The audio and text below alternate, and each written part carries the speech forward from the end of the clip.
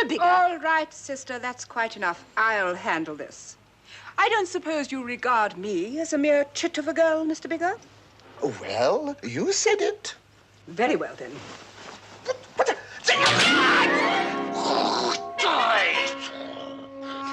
wasn't so bad, was it? Hat, to me, had so much talent it was oozing out. All the girls will have to share. Oh, not you, of course, matron. You'll be in room 19. Oh, thank you very much, Dr. Silver. Not at all. I'm sure no one will disturb you. Her career was greatly helped as regards regularity of employment by her weight, because there she was, a great big roly-poly, and roly-polies are funny. It didn't allow people to see her, the employers, the movers and shakers of show business, or entertainment or drama, to perceive her as anything but that fat lady. For that night in the hostel, you showed me your true feelings. Now I beg you, let me show you mine. I don't want to see yours. Don't fight it. Oh, help! She was a sexy girl. She had a very pretty face. And a very sexy girl, oh yes, flashing eyes.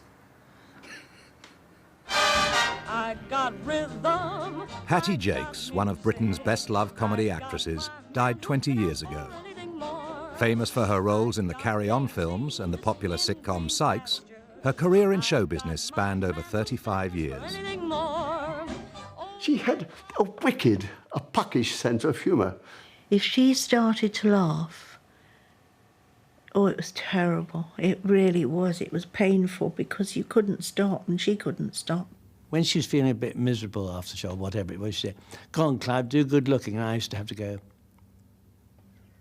And that made her howl with laughter. I don't know why.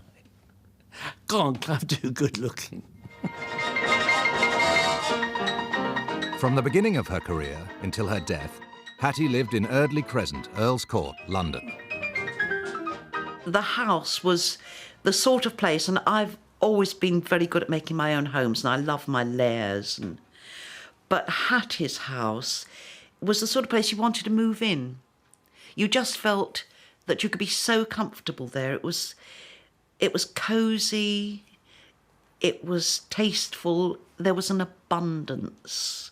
The day I was introduced to her, she was standing in front of the cooker, which was very sort of characteristic, in a long evening dress, this at like 9 o'clock in the morning. A very rather tatty evening dress, which she wore as a house coat. I mean, it had sort of 1 or 2 tears in it and was slightly stained, and it had a little train on it. She was a great gravy maker, I remember. I mean, I've never been able to make gravy in my life. She had this enormous tin into which she'd baked something or other, and then there'd be the wooden spoon, and she'd be stirring it around and putting in the pepper, cigarette in her mouth. Ash is very good in gravy. It gives it sort of frisson. I remember being woken up at 3 or 4 in the morning by this racket next door, because the living room was next to our bedroom. And I went in there, and there's Spike Milligan and Peter Sellers and Michael Bentin, I think, and all jamming, all playing music at 3 or 4 o'clock in the morning. Hattie started her career in music hall at the Players Theatre in London's West End. They called her the Queen of the Players. Now, ladies and gentlemen, that Queen of the Players Theatre, your own Hattie Jacques. Come on, everybody, sing! Don't be a pop-pop, do your best. It's all over the ladies and gentlemen any other way. Oh, got the band with the young lady. I will join with the young lady. And it was magic. It was... I was intoxicated by the way she was doing it, because everybody was singing old vaudeville songs. At the end of it, because she was a big lady then, but moved beautifully. And at the end of it, and she leapt into the air and landed in the splits. And afterwards, when we finished the show, there was no way out a stage door or anything. You'd have to come down the side of the stage, down the steps, through the audience. And they used to wait for her, and a cheer would go up when she walked through. Her big break came with the hit radio comedy, It's That Man Again. she loved it. I mean, it was her first experience of being a star. Really, I mean, you know, she became well known overnight. But don't disturb the jelly in the basin. A taste of soap. Oh, yes, but it's scented, sir. I had some this morning. You enjoy it? Not very much, but I'm all right now. She would just call it was in proportion, you know. Very attractive. I mean, some men are very attracted by large ladies. John certainly was. You and you alone. In 1947, Hattie met actor John Le Mesurier. Within 2 years, they were married. My theory is that Hat fell in love with John Le Mesurier because John Le Mesurier and Robin, her brother, were very alike. I mean, they were vague like you cannot believe, and they were both very keen on jazz, and they used to go to little cellars they liked in Soho.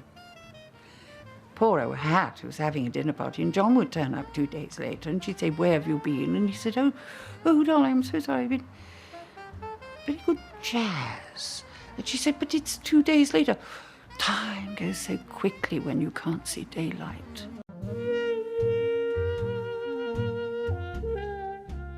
There was great harmony there, always. And that suited her, you see, the hurly-burly of show business life, to come home to that sort of calmness must have been lovely. Then in 1958 came the first of the Carry On films. Not today. You're all right. Hattie was to feature in 14 of the 31 that were made. Feel a definite thump. Regularly. A boom, boom, boom. Boom, boom, boom. That's it. Yes. Strong, that's your heart beating, normally. She was the strong-willed, stern medical officer with a heart of gold who then takes Kenneth Connor, the weakling, under her wing and turns him into a man of steel.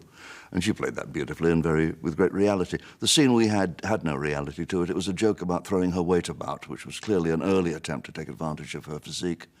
And the scene was dropped. I was very glad it was. I never much liked jokes about Hattie being overweight, because that wasn't the point with Hattie. She was much more than that. I mean, she became later a target for those jokes in the carry-ons because the writer, Talbot Rothwell, was a joke writer. I preferred her role, for example, as Eric Sykes' sister, where her size was never referred to. What's the matter? They're engaged. The Sykes series began in 1960 and ran for 19 years. Did you get give us a brr, brr, brr, brr, brr, brr. That was, oi, oi, oi, oi, oi, oi, oi. Oh, that's not an engaged sound. An engaged sound is sort of but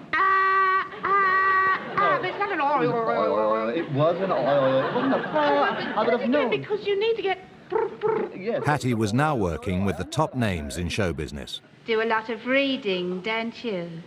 You'll hurt your eyes, you will. I'll hurt yours in a minute. Oh, blimey!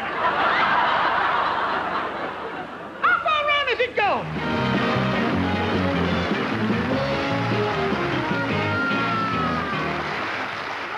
The speed of Hattie's success isn't surprising to me because it was so hard to find women at that time, particularly in radio and later, almost immediately in TV, who could do what Hattie could do.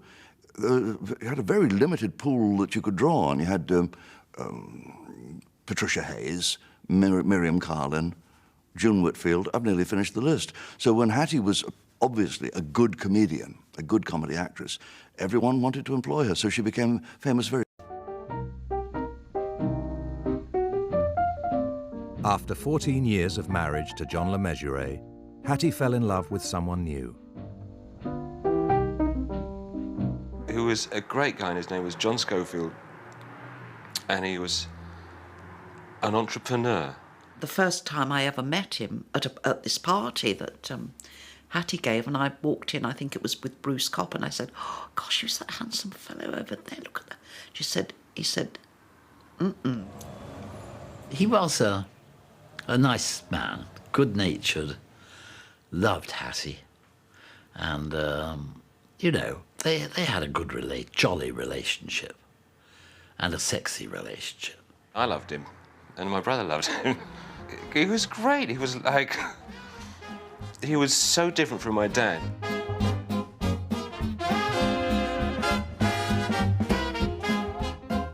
not to say that I love my dad any less, but it was just in a different way. Publicity of the affair in the early 60s would have destroyed Hattie's reputation. The relationship was a closely guarded secret. Another very important event in your life, Hattie. In that same year, on November the 10th, 1950, to be precise, you married well-known actor John LeMessurier. The millions who watched Hattie on This Is Your Life in 1963 had no idea her marriage was on the rocks. So there's never a dull moment with Hattie, in fact. No, there isn't really.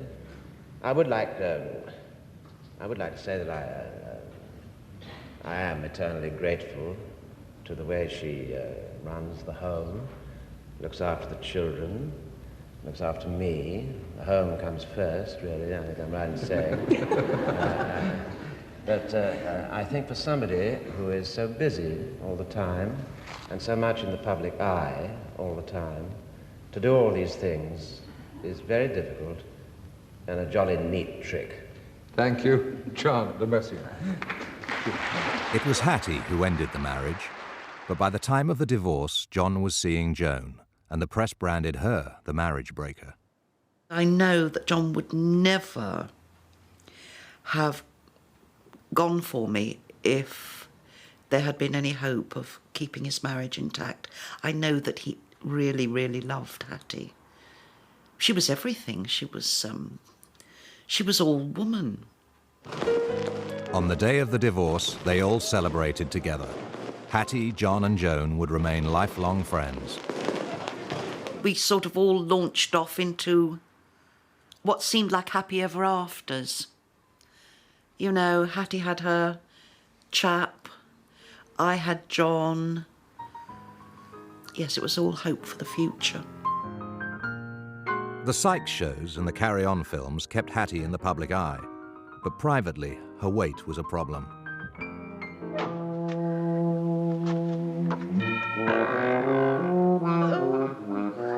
Who would have thought a towel would have made all that much difference?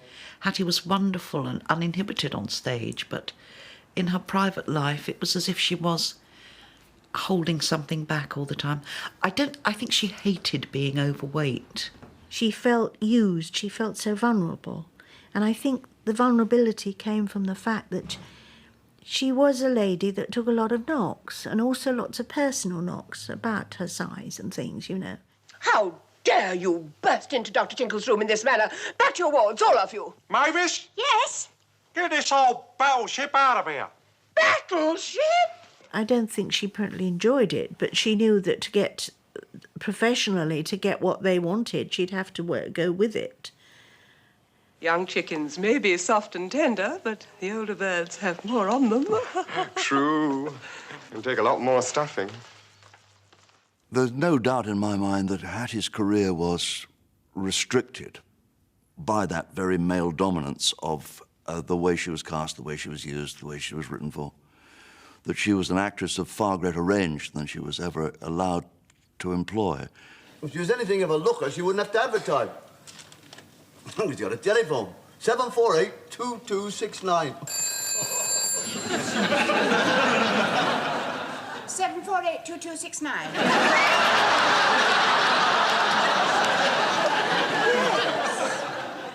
Yes, actually, that's me.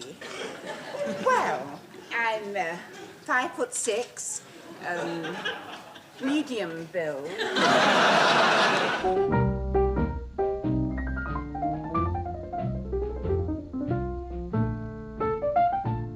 Hattie's love affair with John Schofield was not to last. I remember the only time I ever heard Hattie cry. She was in Rome and he'd left her, he'd dumped her for somebody else. I still don't know the details. It was all very vague, but he had gone. And she phoned me up and she was just sobbing and sobbing and sobbing. She came to see me in the restaurant when she got back, and she was wearing dark glasses and a scarf over her, a sort of scarf over her head. And her face was all bruised. She had a black eye and a bruise here. and a contusion here of some kind, which actually left a permanent sort of scar. I shouldn't talk about this, really. Life is bare, gloom and misery everywhere. I think she was totally in love and really loved this man, you know. It made her sort of vulnerable and girly, you know, and all that. And she was like, she was just in a sort of daze with it all. And I think it would have gone on all her life.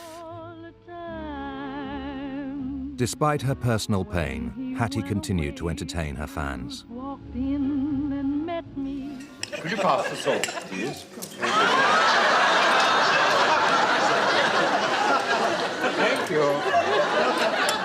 Want any peppermint? Oh, thank you. Thank you, sir. Now listen, get your fork in there. What do you mean? Look, get your fork in there.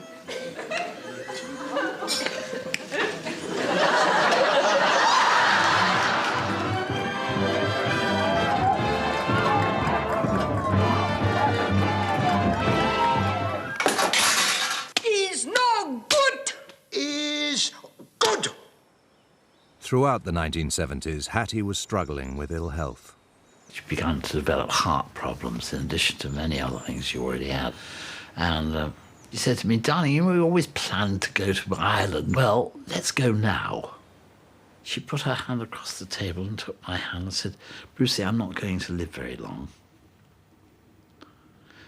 And I said, well, what's the answer to that? There's nothing much I can say to that. And she said, well, I just wanted you to know. On October the 6th, 1980, Hattie Jacques died from a heart attack. She was 56. There was this rather small church, and you went in under a sort of roof of leaves, and it was rather sweet and small. And then standing on the bank underneath these trees was a little group of about 20 people. One of them said, we're very sorry to hear about Hattie. We've come all the way from Fulham because we all wanted to just be here to pay our respects. And John said, oh, how kind, you know, in his gentlemanly way. And he said, look, I'm sure we could possibly find some room at the back of the church if you'd like to come in and stand there. And this woman said, no, it's your private grief, and we wouldn't intrude. And as we came out, the same ladies were still there, and one of them said to John, don't suppose you could give us a lift back to Fulham, could you? And John absolutely roared with laughter because, you know, this. He said, Hattie would have done. There's a land that I heard of once in a lullaby. Somewhere over the rainbow, skies are blue, and the dreams that you dare to dream really do come